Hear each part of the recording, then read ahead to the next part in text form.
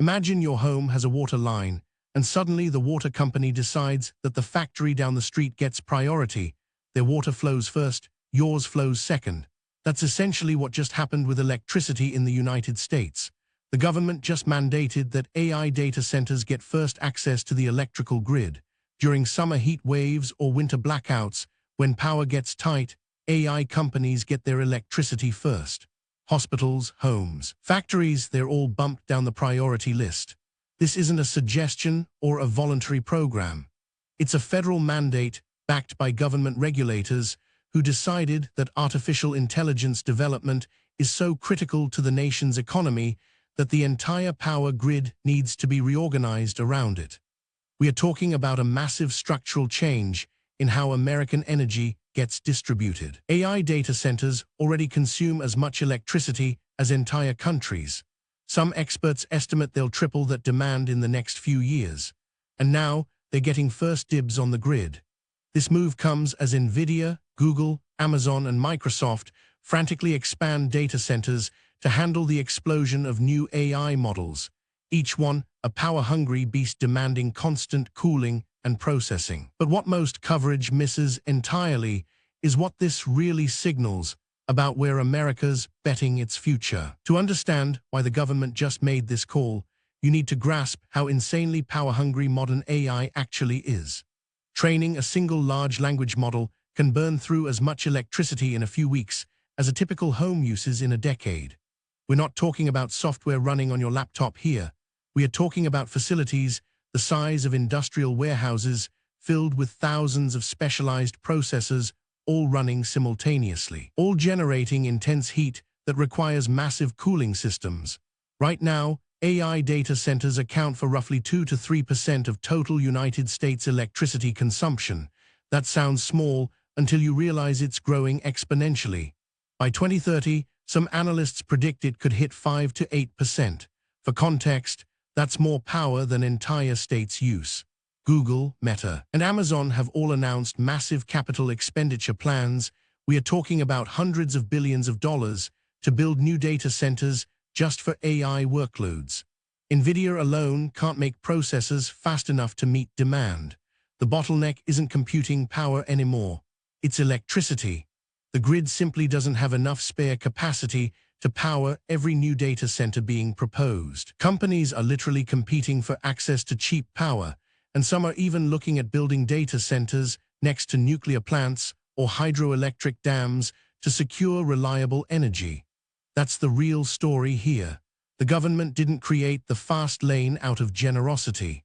They created it because AI companies were running out of power. So here's how the mandate actually works in plain English.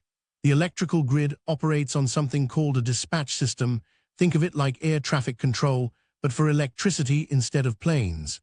Every second, grid operators decide which power plants produce electricity, how much gets transmitted where, and which customers get power when supplies run short. The new mandate adds a new priority tier at the top. When the grid detects high demand and limited supply, typically during peak hours or extreme weather, it automatically routes available power to designated AI data centers first. Other facilities, including hospitals, get second priority. Industrial users get third. Residential customers, that's you and me, get whatever's left. The system uses real-time monitoring to identify which facilities qualify for AI status. Companies have to register with regulators and prove they are running AI workloads.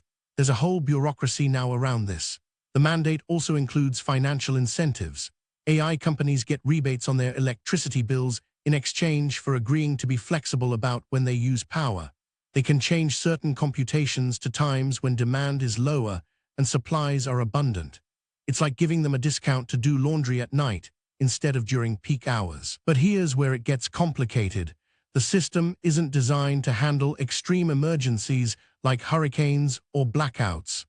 In those situations, manual overrides exist. Let's talk about what this actually means in the real world. Earlier this month, during a summer heat wave in Texas, the grid came within minutes of rolling blackouts. Demand was at 98% capacity. Under the old system, the grid would have had to reduce power to everyone equally. Hospitals might have dimmed lighting. Factories might have paused production. Under the new mandate, AI data centers got their full allocation. A couple of hospitals in Austin reported they had to reduce air conditioning to non-critical areas. A manufacturing plant in Houston delayed a change. Homeowners cranked their air conditioning anyway, hoping it'd be enough. This isn't theoretical. It's already happening. In Virginia, which hosts some of the largest data centers on the East Coast, electricity prices for regular consumers went up 15% this year. Grid operators say it's because of summer demand. But economists point out that AI facility demand hasn't changed. The mandate just formalized what was already happening informally. Companies like Google and Amazon were already getting priority because they could afford expensive long-term contracts. Now it's official policy. In California, rolling blackout risks have actually decreased because renewable energy integration improved, but electricity prices climbed anyway. The mandate didn't cause the climb, market competition for data center power did. What the mandate did was acknowledge that competition and codify the winners. Data centers in regions with cheaper power and better grid infrastructure are thriving. Data centers in places with aging grid infrastructure, they are struggling. Here's something fascinating. The United States isn't alone in making this move, but how different countries are handling it reveals something important about their different philosophies. China implemented something similar 3 years ago, but their version is even more aggressive. The Chinese government essentially declared AI and chip manufacturing as critical infrastructure, same tier as hospitals and utilities. They're not just prioritizing power, they're allocating it directly, controlling which facilities get how much electricity based on 5-year plans. No market competition, no negotiation. The European Union went the opposite direction entirely. They introduced rules that explicitly prevent energy prioritization for AI facilities. The thinking was simple. Europe can't compete with the United States and China on raw compute power. So they'd compete on efficiency and sustainability. That's shaped their entire data center market. European facilities use more renewable energy, run cooler, and draw less total power. The trade-off: European AI companies can't scale as fast. Right now, the United States is in the middle. We're using market incentives and regulatory fast lanes instead of full government allocation like China or strict prohibitions like Europe. We're letting companies compete for power, but giving them official priority when supplies get tight. The question is whether that hybrid approach actually works long-term. If AI demand keeps doubling every 2 years, we might end up forced to choose.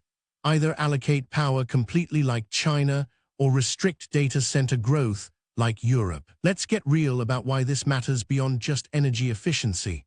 This mandate is fundamentally about resource allocation, and it's revealing who has power in modern America. AI companies, mostly based in California, got priority. That's not accidental. They lobbied hard. They have deep pockets. They have government relationships. Meanwhile, hospitals, schools, and rural communities didn't get a seat at the table. The second-order effects are already visible. Electricity prices are climbing everywhere, but they're climbing fastest in regions competing for AI data center investment. Companies are moving data centers to locations with cheaper power, which means jobs and tax revenue change too. Some regions win, others lose. There's also the climate angle. Yes, data centers use renewable energy when they can get it, but they are competing with everyone else for wind and solar. A data center buying up available renewable capacity means less clean energy available for other uses. The end result might actually be more fossil fuel power plants getting built to meet peak demand. And then there's the income inequality angle. Wealthier people can afford higher electricity prices. Lower-income communities can't. This mandate essentially says that AI development gets subsidized by everyone paying higher bills. Some economists argue that's fine. AI development benefits society overall, so spreading the costs makes sense. Others argue it's deeply unfair to charge poor families higher electricity bills so that billionaire founders can build bigger data centers faster. And here's the kicker: most people don't even know this happened. So what should you actually do with this information? First, awareness matters. Start paying attention to electricity news in your region. If your power company announces reliability concerns or rate increases, ask whether AI data center expansion played a role. Many utilities aren't being transparent about this, but they should be. Second, understand what this means for your area specifically. Is there an AI data center proposed near you? Check with your city council or county commissioners. Attend meetings. Data centers bring jobs, tax revenue, and infrastructure investment, but they also bring electromagnetic fields, traffic, water usage concerns, and power demand pressure. Know what you're trading.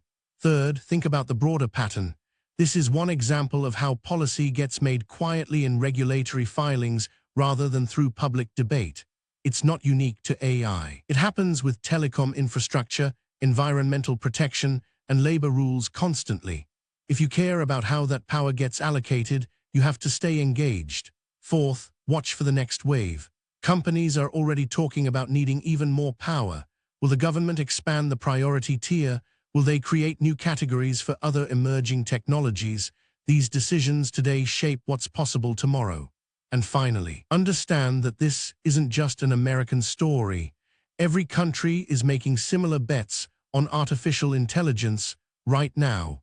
How energy gets allocated for AI development is shaping the global economy. Here's what this really comes down to. The United States government just made a bet. They bet that artificial intelligence is important enough to reorganize how we distribute electricity. They bet that the benefits of faster AI development outweigh the costs of higher power bills for everyone else. They bet that markets and financial incentives are better than top-down allocation like China or restrictions like Europe. Only time will tell if that bet pays off. What's certain is that this is just the beginning. AI demand for electricity will keep growing. The grid will need massive upgrades. Other countries will watch how the United States handles this and learn from it, for better or worse. The real question isn't whether AI deserves priority power. It's whether the process was transparent, whether the trade-offs were fairly considered, and whether ordinary people had a voice in the decision. Because this is what it looks like when major policy changes happen quietly. A regulatory mandate in technical filings, a couple news stories that don't break through, and suddenly electricity, something everyone depends on, gets restructured. Stay informed, stay engaged. These decisions compound. What starts as a power grid mandate today becomes something much bigger tomorrow. Follow for daily updates on the AI stories that actually matter.